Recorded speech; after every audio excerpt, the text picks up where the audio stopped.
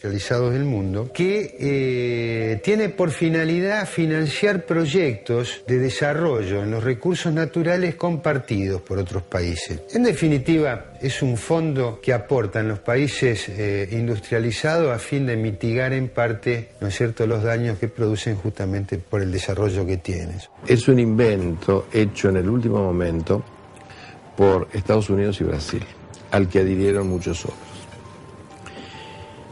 Brasil había presentado un proyecto en el que se imponían multas al país que se excediera en las emisiones. Entonces Estados Unidos dice, mira, nunca vamos a pagar una multa, porque y realmente a ningún gobierno le va a parecer aceptable pagar una multa internacionalmente por una acción de algunas empresas. ¿Por qué no hacemos una cosa distinta y en lugar de pagar esa multa, que estaba previsto que fuera a los países en desarrollo, compramos el derecho a aumentar nuestras emisiones haciendo proyectos en los países en desarrollo?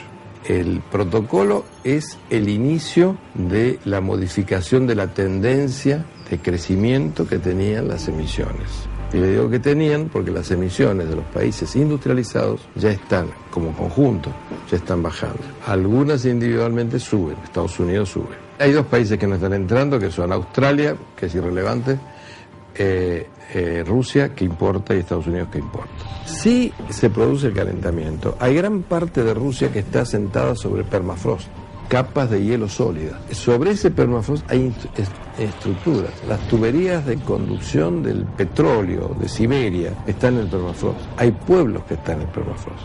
Si se empieza a debilitar el permafrost, el impacto es tremendo. El problema además es mucho mayor, porque si realmente se empieza a disolver el permafrost, eso es agua dulce, digamos, ¿no? No tiene sal. Entonces va a aparecer un agua fría, dulce, que va a llegar al Atlántico y se va a mezclar con la corriente del Golfo. Eso cambia totalmente las condiciones del clima en Europa occidental y puede llegar a convertir en desértico el centro de Europa.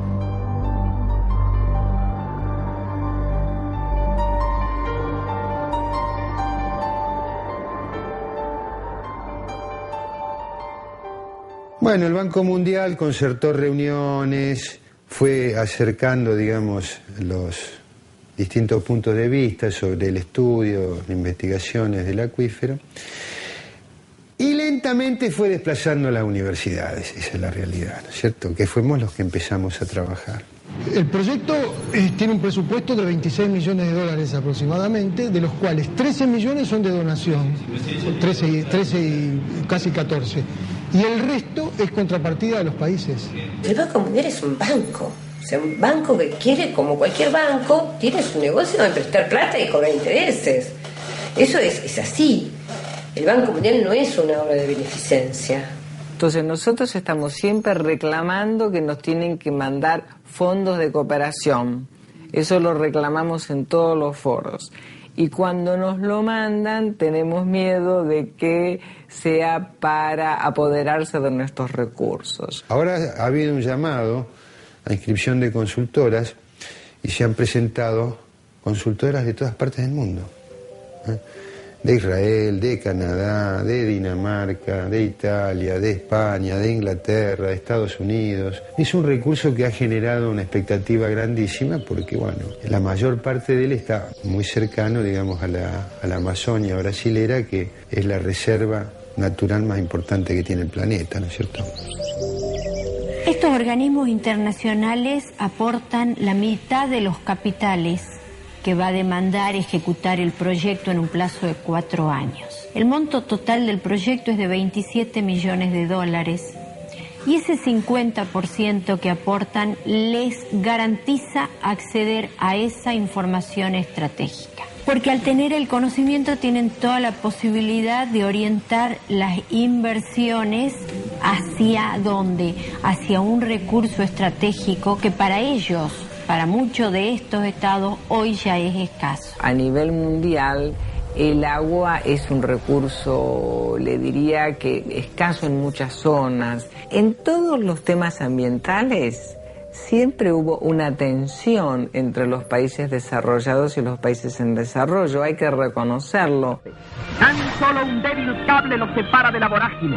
Lo demás queda librado a su propio esfuerzo, a su confianza en sí mismos.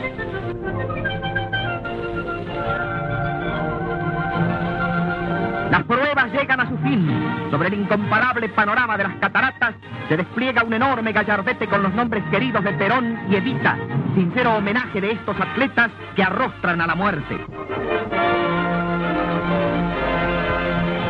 En la zona de la Triple Frontera es el punto de carga y descarga de este acuífero guaraní. Es muy llamativo que con frecuencia se escucha al gobierno de los Estados Unidos alertar sobre el terrorismo internacional en la Triple Frontera. Yo quiero decir que hasta ahora no hay pruebas concretas de esto. Lo digo como ciudadana común, lo digo como integrante de la Comisión de Seguridad y Narcotráfico de este Senado, en donde hemos hecho numerosos pedidos para ver cuáles eran las pruebas concretas de una afirmación que es tan grave. No hay pruebas concretas. Y entonces nosotros no podemos dejar de mirar con recelo, porque decimos qué conveniente que es la hipótesis para estos países a los cuales les vendría muy bien tener fuerzas militares en regiones que tienen recursos naturales que ellos hoy demandan.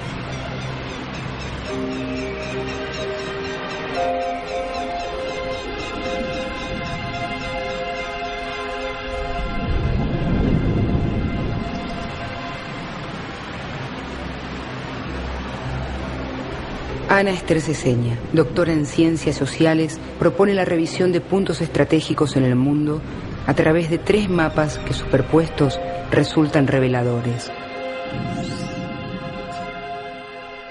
En el primero se localizan los sitios donde los Estados Unidos de Norteamérica tienen asentamientos militares con bases compartidas con los ejércitos locales o efectivos realizando ejercicios conjuntos. En el siguiente mapa aparecen los recursos naturales del planeta, las riquezas como el petróleo, los diamantes, el uranio, las zonas de gran biodiversidad como el Amazonas o Chiapas y los grandes recursos hídricos, incluido el acuífero guaraní. Y en el tercero, descubrimos que esas zonas coinciden con sitios de resistencia social a la ocupación norteamericana en sus 2 escenarios de acción, las privatizaciones o la militarización.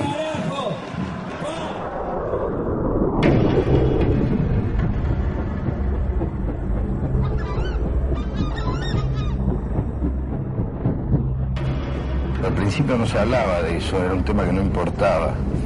Al principio era solo encontrar a terroristas. Como nunca encontraron terroristas, recién ahora empiezan a decir, bueno, pero financian el terrorismo. Cuando en realidad el giro de dinero era, desde siempre es histórico, es como los inmigrantes que ahora cubanos que viven en Miami le mandan plata a la familia. Bueno, esa es la misma lógica que funcionaba y que tal vez sigue funcionando en esta zona. En la tribu de nuestros conocidos Jinan se celebra el buen éxito de la caza y la pesca con un baile ceremonial. Véanlos ustedes, mis amigos. Hay que reconocer que lo hacen con bastante uniformidad. Yo diría que algo mejor que muchas coristas de algunos teatros de revista. ¿No es cierto?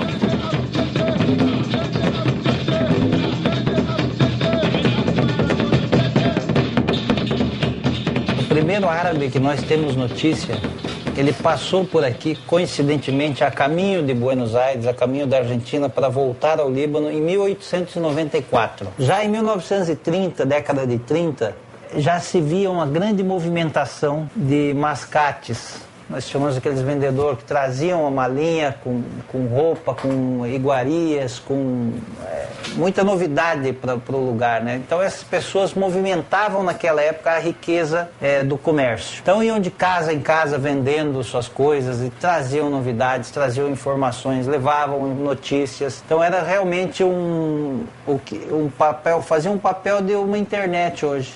Eram seres humanos que eram internet.